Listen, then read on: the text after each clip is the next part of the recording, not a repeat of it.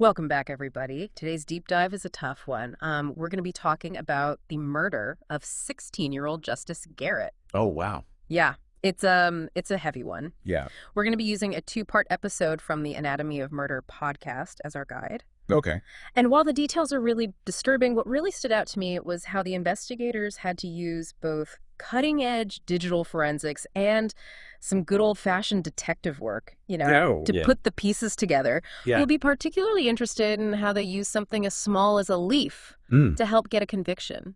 It's fascinating how those seemingly insignificant things can sometimes be the most important. Right. Okay, so let's set the scene. April 2018 in Florida. Okay. Justice disappears. Her mom's boyfriend, Robert Kerna, was supposed to take her to school that morning, but she never shows up. Weeks later, her body is found in a wooded area, badly decomposed. That level of decomposition would make things really difficult for investigators right away. I mean, just figuring out the cause of death is going to be a huge challenge. Absolutely. The podcast described the body's condition as differential decomposition. The upper half was way more decomposed than the lower half. That's interesting. That's got to be important. It is. It actually becomes a key piece of the puzzle later on, so keep that in the back of your mind as we go. Okay. Yeah. So Kerna immediately becomes a suspect. Right. I mean, his story about dropping Justice off at school was full of holes. And then investigators get his phone data, and boom, it puts him right at the spot where her body was found. Wow. The very morning she vanished. So cell phone location data is really powerful, even though people like Kerna try to discredit it. Yeah. You have to understand, it's not just a general area. Right. In this case, it was specific enough to place him right there at the scene. And it wasn't just that one ping. He went back to that same spot 3 days later. Oh, wow. Why would he return unless he had something to hide? Yeah, was he checking to see if he'd missed any evidence? Or maybe try and make sure the body was still hidden? Then there were those bleached sweatpants they found in his car. Oh, right. Investigators theorized that maybe he used bleach on the body to try and destroy evidence. Okay. Could that explain that weird decomposition pattern? It's a chilling thought. But think about it. Bleach would speed up decomposition. If he poured it on the upper half of her body, it could explain why that area was more decomposed than the lower half. Wow, that's a disturbing connection. Okay, so fast forward a bit. Kerna gets arrested in New York, but for fraud, totally unrelated charges. But while he's in custody, Florida investigators get to interview him. Okay. Even then, he's still lying and dodging questions. So the investigators were smart about the interview, though. They presented him with two options. Okay. Both of which involved him in Justice's death, hoping he'd crack under pressure and admit something. That's clever. But the real smoking gun comes from an old phone that Kerna tried to get rid of. They found a ton of digital evidence on it. His online searches were terrifying.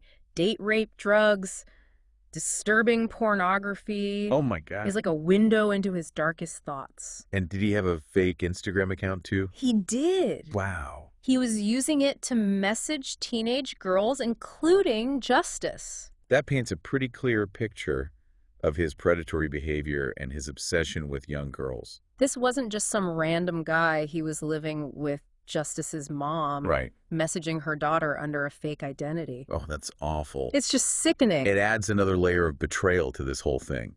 Imagine being Justice's mother and discovering this after the fact. I can't even imagine. The guilt, the anger. And remember that single leaf we talked about? Yeah. The one they found in his car? Right. A botanist matched it to the exact vegetation at the crime scene. Wow. Talk about a tiny detail with huge implications. And the condition of that leaf was key, too. Red. It was intact and dried out, meaning it had to have been placed in the car recently. Oh. It wasn't like it had been stuck there for months. So that was really important for the prosecution's case. Oh, yeah, absolutely. It's amazing how these seemingly insignificant things can be so important. Yeah.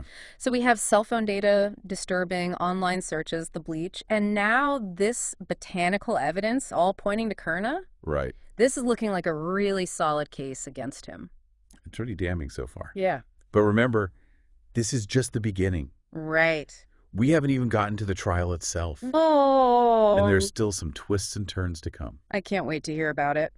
So we left off with Kerna facing a mountain of evidence. You got to wonder, how could his defense team even begin to counter all of that? Yeah, it's definitely a tough spot to be in, but everyone deserves a fair trial. Right. So let's see how it all played out. Okay. The trial began in August of 2022, over 4 years after Justice's murder. Wow. And the podcast does a really good job of breaking down the prosecution's strategy. Okay. It's actually fascinating. Yeah. The prosecutor, Megan Upchurch, she had a really interesting take on it. She talked about approaching the case like a high-stakes soccer game. Oh, wow. Drawing on her experience as a collegiate player. That's a great analogy. Yeah. It really highlights the strategy and the preparation involved in a case this complex. It's not just about presenting the facts. Yeah. It's about weaving them into a compelling narrative that convinces the jury. And you could hear the passion in Upchurch's voice when she talked about this case. Right. This wasn't just another trial for her. Yeah, she wanted justice for her family. Yeah. And for the community. Absolutely. So the prosecution lays out this timeline that starts months before the murder, when Kerna started messaging Justice through that fake Instagram account. Right. Remember, he tried to claim that his nephew was the one behind it all? Oh, right. But they shut that down pretty quickly. Yeah. It turned out there was no evidence that a nephew even existed. Busted. And then they focused on the morning of the murder, the lies about dropping Justice off at school, and how the cell phone data contradicted everything that Kerna said.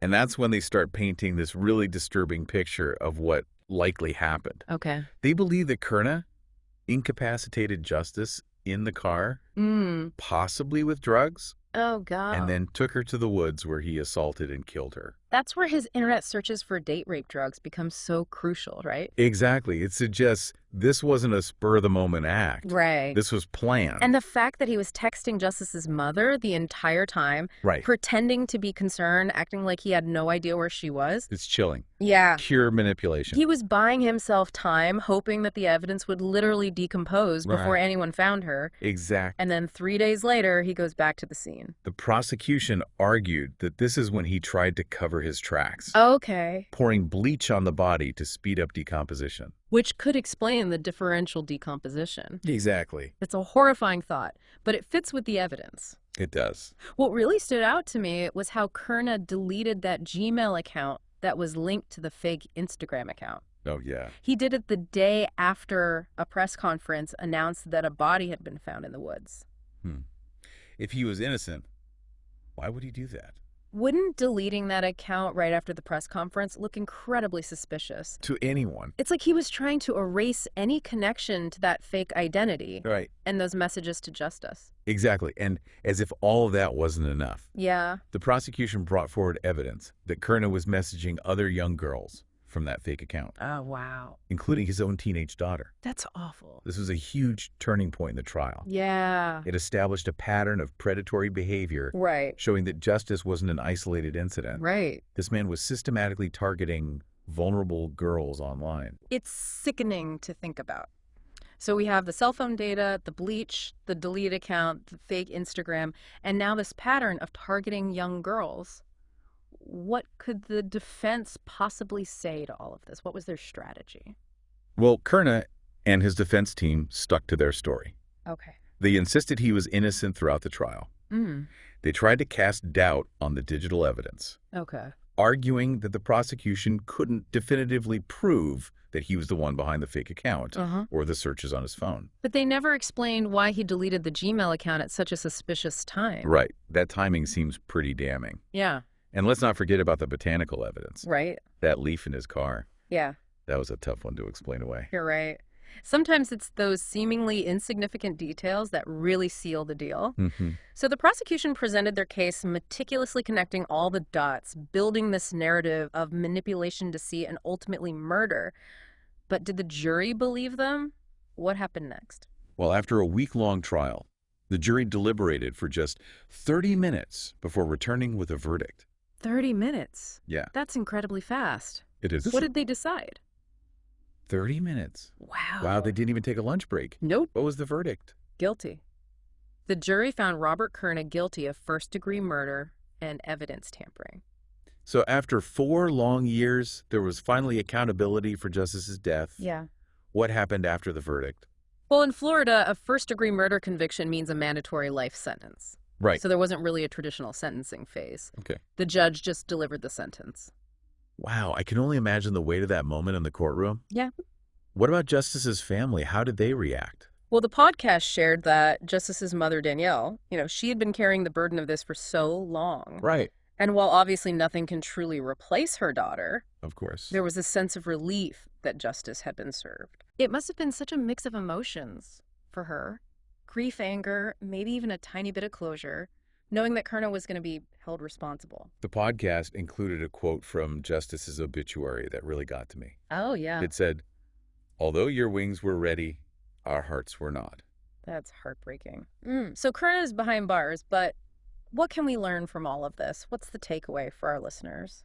That's the big question, isn't it? How do we prevent something like this from happening again? Yeah. The podcast really emphasized the importance of digital literacy, Okay. especially for parents. We need to be aware of the dangers online predators using the anonymity of the internet to target young people. It's a scary reminder that we need to be having those tough conversations with our kids about online safety. Right. We need to be vigilant and know how to report anything that seems suspicious. And this case highlights something else, too. What's that? The importance of trusting our instincts. Okay. If something feels off, Yeah. if someone's behavior seems suspicious, we can't ignore it. Like in this case, maybe someone noticed Kerna's strange behavior around justice or online, but didn't want to say anything. Right. We have to be brave enough to speak up, even if it's uncomfortable. Exactly. Sometimes those little nagging feelings are actually warning signs. Yeah, And we can't afford to dismiss them. that's a good point. What sticks with you from this whole deep dive? What's the one thing that will make you stop and think next time you hear a story like this?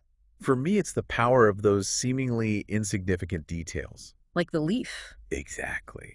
That single leaf Kerna deleting his email account at that very specific time. Right. These tiny things became crucial pieces of the puzzle. Makes you wonder what other seemingly small clues might have been missed in other cases. Yeah. Or what seemingly small clue, if it were discovered, could completely change the course of an investigation. Absolutely. It's a reminder to pay attention, to trust your gut, and to never underestimate the power of even the smallest detail. This deep dive has been heavy, but these are the stories that need to be told. We need to learn from them and help each other stay safe. Thanks for joining us for this deep dive into the tragic case of Justice Garrett. Until next time, stay curious and stay informed.